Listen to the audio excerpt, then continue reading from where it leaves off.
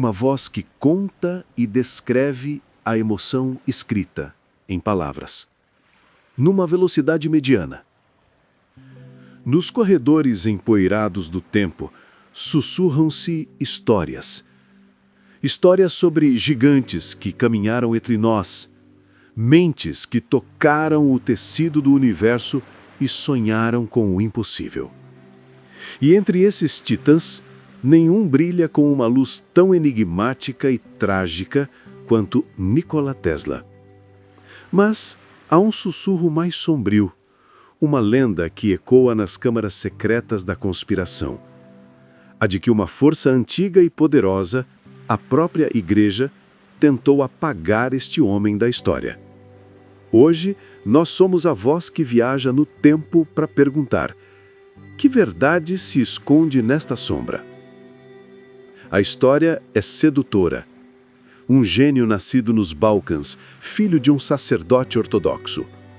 Um homem que podia ver a eletricidade, que podia sentir as vibrações do mundo. Ele desvendou os segredos da corrente alternada, do rádio, do controle remoto e sonhou com o seu maior feito: dar energia gratuita para toda a humanidade. No seu caminho, segundo a lenda, estava a Igreja, uma instituição milenar temerosa de que a ciência de Tesla fosse uma heresia, uma afronta ao poder divino e, claro, ao poder terreno. É uma narrativa de Davi contra Golias, a luz da razão contra as trevas do dogma. Mas a história, caros ouvintes, raramente é tão simples. A verdade, muitas vezes, não está no confronto que imaginamos, mas nos cofres que nunca vemos.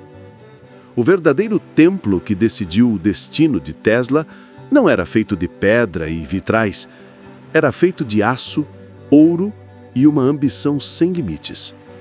O nome deste templo era Wall Street, e seu sumo sacerdote, o financista John Pierpont Morgan. No início do século XX, Tesla era uma celebridade, um mágico da ciência que iluminou a Feira Mundial de Chicago. Ele apresentou a Morgan uma visão quase divina, a Torre de Wardenclyffe, uma antena colossal erguida em Long Island, Nova York. Ela não apenas conectaria o mundo sem fios, mas transmitiria energia através da própria Terra, livre, abundante para todos. Morgan, um homem que via o mundo através de um contador, financiou o sonho. Ele investiu mais de $150 mil, uma fortuna na época. Mas sua visão era de um sistema de comunicação global, para competir com o telégrafo transatlântico. Tesla, em sua genialidade, tinha um plano muito maior.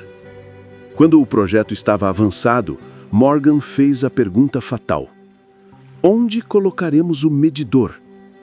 Como se pode medir e cobrar por algo que é livre como o ar? A resposta de Tesla foi o silêncio. Naquele momento, o destino de seu maior sonho foi selado. J.P. Morgan, percebendo que não poderia lucrar com a energia gratuita, ele fechou os cofres. A heresia de Tesla não foi contra Deus, foi contra o capital. A torre, o símbolo de um futuro utópico, foi abandonada. Tesla, desesperado, tentou encontrar outros investidores, mas a influência de Morgan era absoluta. Ninguém ousaria financiar um projeto que o homem mais poderoso de Wall Street havia rejeitado. Em 1917, durante a Primeira Guerra Mundial, a torre foi demolida. A desculpa oficial? Era um risco de segurança, poderia ser usada por espiões. A verdade foi vendida como sucata para pagar as dívidas de um gênio traído. Mas e a fé de Tesla? Teria ele realmente rompido com a herança de seu pai? Aqui a história se aprofunda e o homem se revela mais complexo que o mito. Tesla não era ateu, ele era um visionário espiritual de outra ordem.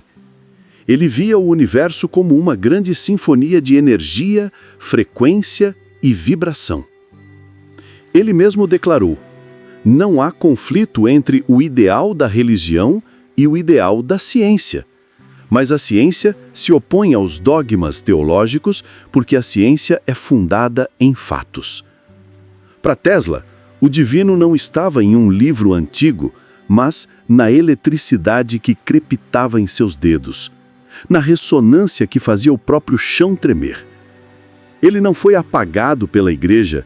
Em muitos aspectos, ele tentava construir uma nova forma de compreender o sagrado, uma fé feita de física e luz. Ele era filho de um padre, sobrinho de um bispo. Sua identidade era profundamente sérvia e ortodoxa. Ele afirmava que o cristianismo era profundamente sábio e científico. Mas em seu coração, ele buscava uma verdade universal. Ele estudou os Vedas hindus, a filosofia budista e acreditava em uma conexão cósmica entre todas as coisas. Ele não queria destruir a religião, mas expandi-la.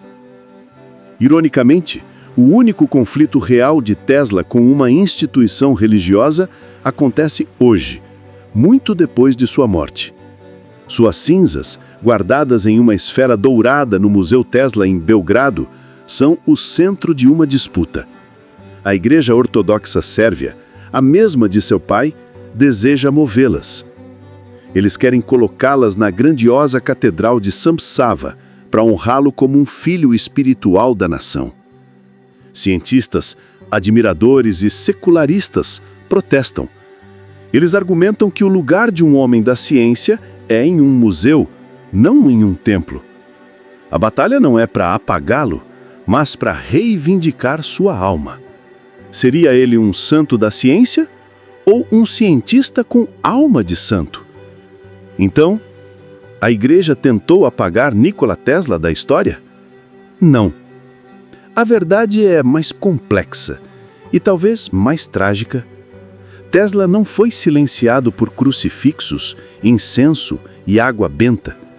Foi silenciado por livros de contabilidade e pela miopia de homens que não conseguiam ver além do lucro. O seu legado foi obscurecido não pelo medo do divino, mas pelo medo de um mundo onde o poder, literalmente, não pudesse ser controlado. Ele morreu sozinho em um quarto de hotel em Nova York, com suas pombas como únicas companheiras.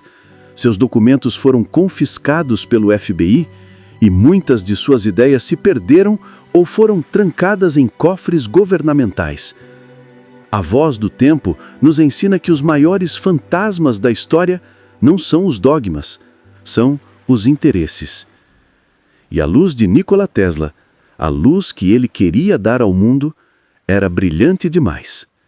Brilhante demais para um mundo que ainda preferia vender a chama ao invés de partilhá-la.